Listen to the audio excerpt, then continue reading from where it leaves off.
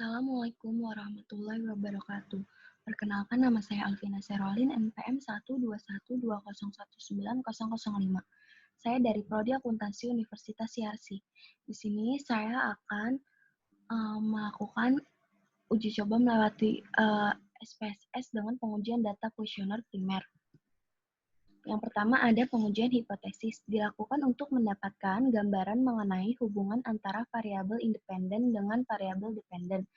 Variabel dependen dalam penelitian ini adalah prestasi praktikum aplikasi software SPSS atau Y, sedangkan variabel independen dalam penelitian ini adalah kemandirian belajar atau X1 dan motivasi berprestasi X2.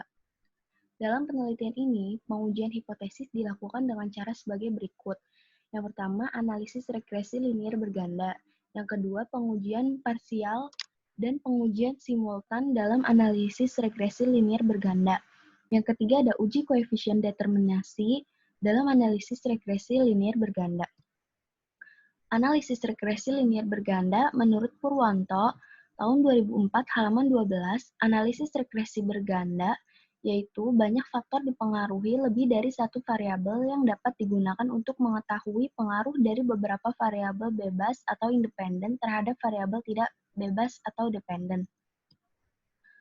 Nah, analisis regresi linier berganda itu ada rumusnya, yaitu Y sama dengan alpha plus beta 1 X1 plus beta 2 dikali X2 plus E. Bagian hubungan antara variabel independen dan variabel dependen.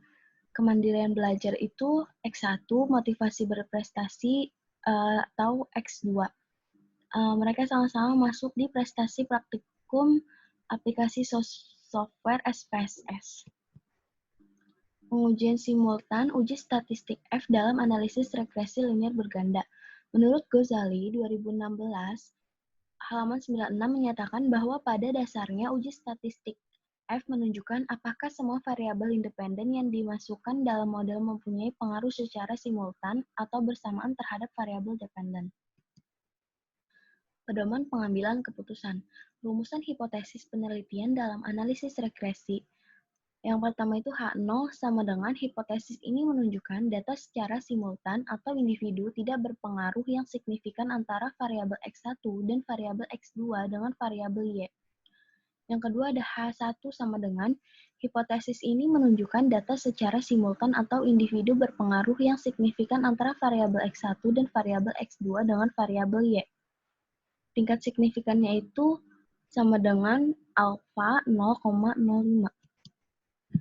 Rumus uji statistik F atau uji F simultan dalam analisis regresi. F tabel sama dengan K.2 N dikurang K. Keterangannya itu N sama dengan jumlah sampel yang digunakan, sedangkan K jumlah variabel independen. Tingkat kepercayaan penelitiannya itu alfa sama dengan 0,05. Pengujian simultan atau uji statistik F dalam analisis regresi linier berganda. Dasar pengambilan keputusan untuk uji F dalam analisis regresi adalah berdasarkan nilai F hitung dan F tabel. 1. Jika nilai F hitung lebih besar dari F tabel, maka variabel bebas berpengaruh terhadap variabel terkait. Yang kedua, jika nilai F hitung lebih kecil dari F tabel, maka variabel bebas tidak berpengaruh terhadap variabel terkait. Nah, berdasarkan nilai signifikansi hasil output SPSS, yang pertama itu, jika nilai signifikan lebih kecil dari 0,05, maka variabel bebas berpengaruh signifikan terhadap variabel terkait. Yang kedua, jika nilai signifikan lebih besar dari 0,05, maka variabel bebas tidak berpengaruh signifikan terhadap variabel terkait. Ini ada di tabel ANOVA pada kolom degree of freedom pada baris residual dan kolom F pada baris regression. Pengujian parsial uji statistik dalam analisis regresi linier berganda. Menurut Ghazali, tahun 2016, halaman 97, uji statistik T pada dasarnya menunjukkan seberapa jauh pengaruh satu variabel penjelas atau independen secara individual dalam menerangkan variasi-variasi variabel dependen. Uji signifikan T berguna untuk mengetahui pengaruh variabel X secara parsial atau sendiri-sendiri atau terpisah satu sama lain terhadap variabel Y. Pedoman pengambilan keputusan. Rumusan hipotesis penelitian dalam analisis regresi. Yang pertama itu H0 sama dengan, hipotesis ini menunjukkan data secara parsial atau individu tidak berpengaruh yang signifikan antara variabel X1 dan variabel X2 dengan variabel Y. Yang kedua, H1 sama dengan berarti secara parsial atau individu berpengaruh yang signifikan antara variabel X1 dan variabel X2 dengan variabel Y. Tingkat signifikannya itu sama, alfa sama dengan 0,05. Rumus mencari nilai T-tabel. Rumus uji statistik T atau uji T parsial dalam analisis regresi, T-tabel sama dengan alfa dibagi 2, titik koma, N, min K, min 1, atau degree of freedom residual.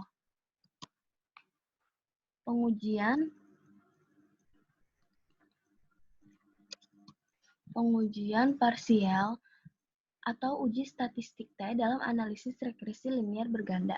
Dasar pengambilan keputusan untuk uji T dalam analisis regresi adalah yang pertama itu berdasarkan nilai T hitung dan T-tabel.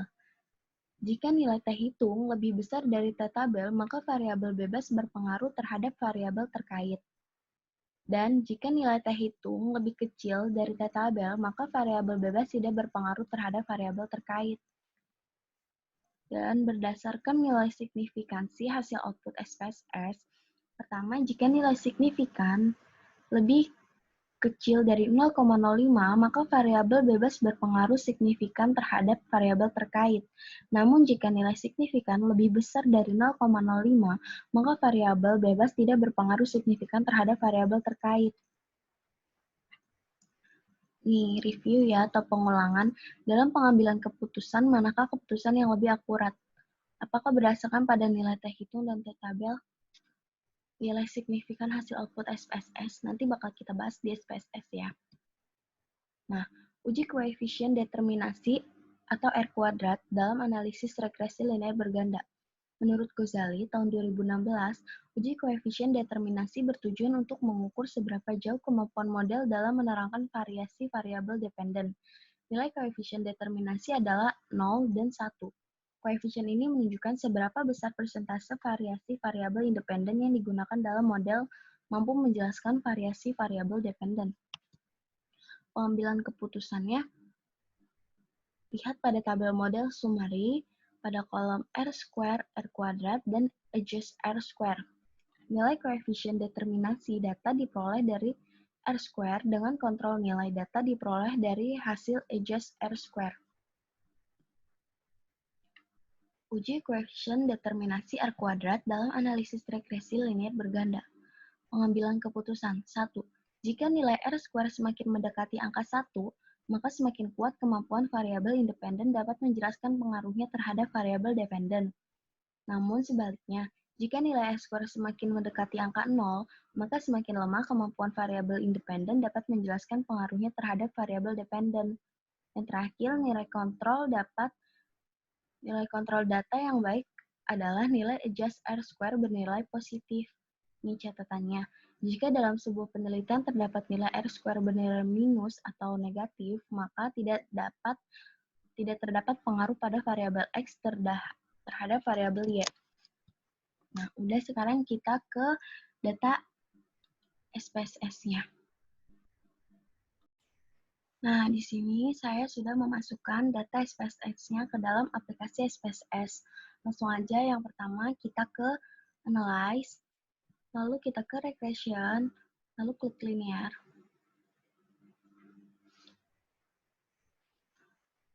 Untuk dependennya, kita masukkan yang prestasi praktikum. Dan untuk independennya, kita masukkan yang kemandirian belajar dan motivasi berprestasi.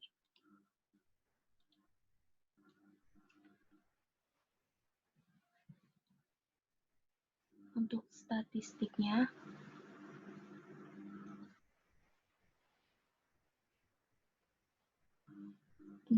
tunggu. Untuk statistiknya, kita klik yang estimate, covariance metric, model fit, dan collinearity diagnostic. untuk plots-nya kita kosongin aja, dan untuk save-nya juga dikosongin aja. Lalu oke. Nah, untuk pengujian pertama yaitu ada pengujian regresi linear berganda. Nah, sekarang kita akan menggunakan tabel coefficient. Nih. Nah, di PPT kan rumusnya itu untuk regresi linear berganda itu ada Y sama dengan alfa plus beta 1 dikali X1 plus beta 2 dikali X2 plus E. Nah, kita sudah lihat nih konstantanya itu yang understand this di beta sama dengan 7,784, di mana variabel kemandirian belajarnya atau X1 sama dengan 0,372, dan variabel X2 atau motivasi berprestasi dianggap 0,557, sama dengan konstanta, yang artinya semakin meningkatnya kemandirian belajar dan motivasi berprestasi akan berpengaruh terhadap prestasi praktikum atau variabel Y. Jadi di sini terhadap X1 sama dengan 0,372 dan signifikannya 0,00. Untuk pengambilan analisisnya, variabelnya berpengaruh terhadap aplikasi software SPSS yang berpola atau bernilai positif. Jadi semakin tinggi kemandirian belajar, maka pengaruhnya akan semakin tinggi pula pada prestasi praktikum. Jadi kita bisa lihat dari variabel koefisien X1 0,372 dan X2 0,557 yang berpengaruh dan bernilai positif. Nah, untuk standar errornya yaitu sebesar 1,390. Nah, jadi pengujian ini sudah selesai. Lanjut kita ke pengujian kedua yaitu pengujian simultan. Pengujian simultan itu ada di tabel ANOVA. Nah, di PDF-nya itu rumus mencari nilai F-tabel. F-tabel sama dengan K titik koma N kurang A. N itu sama dengan jumlah sampel yang digunakan, dan K itu sama dengan jumlah variabel independen.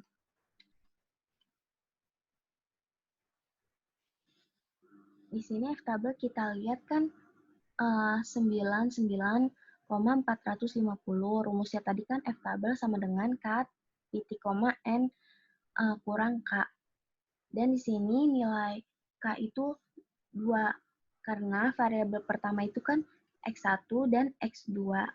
Untuk nilai N-nya bisa dilihat dari data SPSS dari jumlah responden yang ada. Kan jumlah respondennya itu ada, nih, tunggu ya. Jumlah respondennya itu ada 171 nih.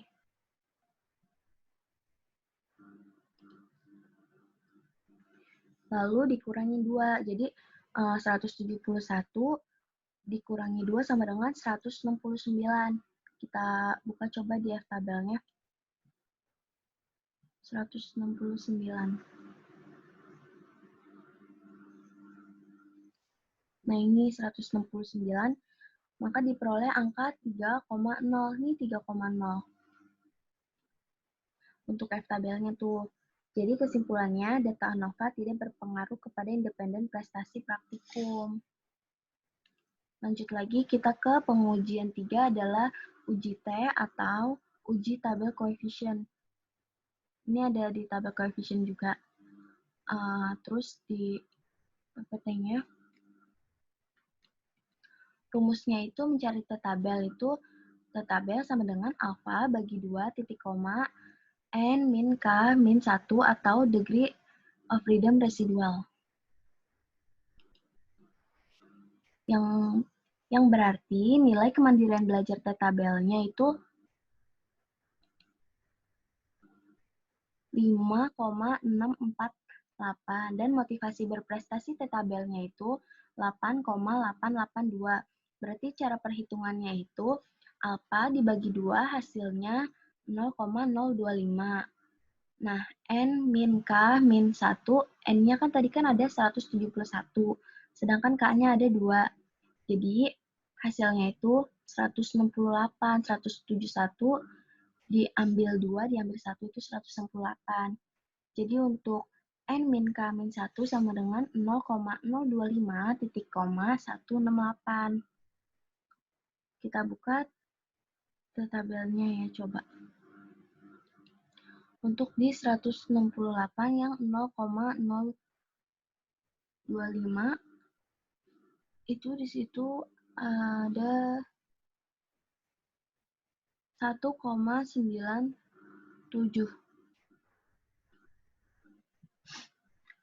Yang berarti T hitung lebih besar dari T tabel dan datanya juga berpengaruh. Maka hipotesisnya bisa disebut yang H1, yang berarti itu secara parsial atau individu berpengaruh yang signifikan antara variabel X1 dan variabel X2 dengan variabel Y. Karena kemandirian belajar dan motivasi berprestasi mempunyai nilai 5,648 dan 8,882 yang lebih besar dari tabelnya yaitu 5,600. Lalu untuk pengujian berikutnya itu ada uji koefisien determinasi R kuadrat.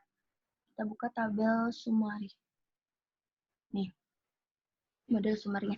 R square-nya itu di sini ada 0,542 didapat dari kuadrat yang R. Ini jadi dikuadratin hasil 0,542. Untuk R-nya ada 0,736. Di PPT itu dijelaskan nilai koefisien determinasi adalah antara 0 dan 1. Koefisien ini menunjukkan seberapa besar persentase variasi variabel independen yang digunakan dalam model mampu menjelaskan variasi variabel dependen. Di sini kan nilai R square-nya itu mendekati 1 kan, karena ini melebihi setengah, yang 0,542 itu melebihi setengah. Maka semakin kuat kemampuannya juga. Dan untuk nilai kontrol yang baik adalah nilai adjust R square bernilai positif. Nah, kita lihat nih, adjust R square itu positifnya itu 0,537, yang berarti nilai kontrol datanya itu positif. Sekian dari saya, kurang lebihnya mohon maaf. Wassalamualaikum warahmatullahi wabarakatuh.